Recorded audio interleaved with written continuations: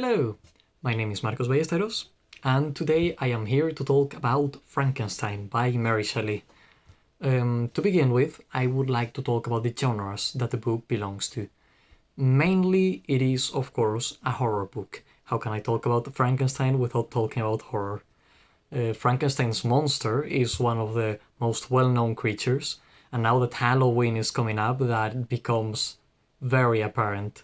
He's up there with the likes of werewolves, vampires, ghosts, all of these folklore creatures that have been with humanity for thousands of years across several different cultures. As such, it's kind of almost strange to see something like Frankenstein's monster pop up, since not only isn't it a type of creature, it's an individual, but it's also very young. Frankenstein was written around 1818, and while it is old by our standards, it isn't anywhere close to these other creatures. I think the main reason is that it's, well, for starters, a very good book, but it's also had some very interesting adaptations, which, while not completely loyal, and I'll talk about this a bit later, they are fun adaptations. They bring interesting characters, and they've been very prevalent in our media.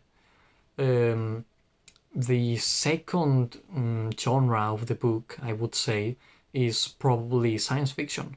Something that most people don't really think about when they think about Frankenstein, but it does make sense. It is a story about a scientist reviving this creature in a time where science was not at that point.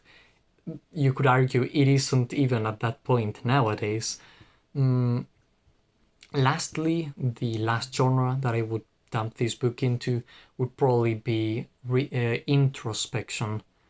There is many underlying themes around the book, a lot of them. Usually it's presented as that of the value of life and how humanity shouldn't play God and we shouldn't really touch these powers that are beyond us. Well, those are themes, vaguely. I would argue they're not the most prevalent themes in the original book. And the original book, the most important theme, at the very least I think it is probably responsibility and how our actions affect everyone around us.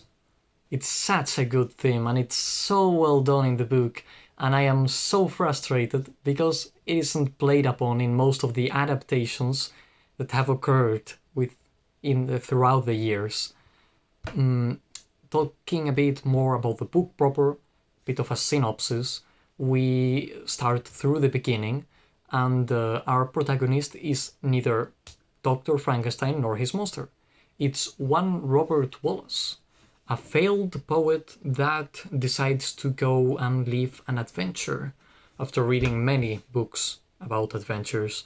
He decides to lead an expedition to the North Pole, and throughout the expedition he writes some letters to his sister. This is the way that we read the book, almost as if it was this letter that he's writing. He is fueled by a desire to find out new things, about innovating, in this case about learning the secrets of the North Pole.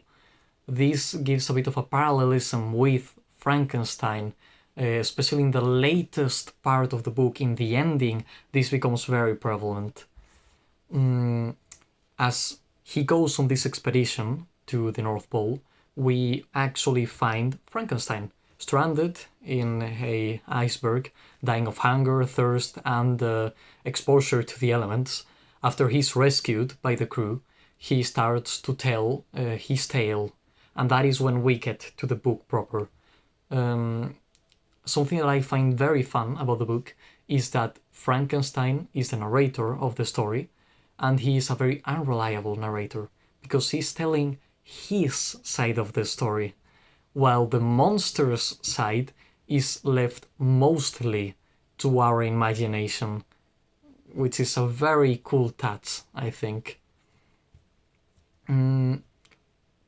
talking about the reading, just gonna leave the rest of the story to you since I don't want to spoil anything. But about the book proper and the way that it's written, well, it is a very old book.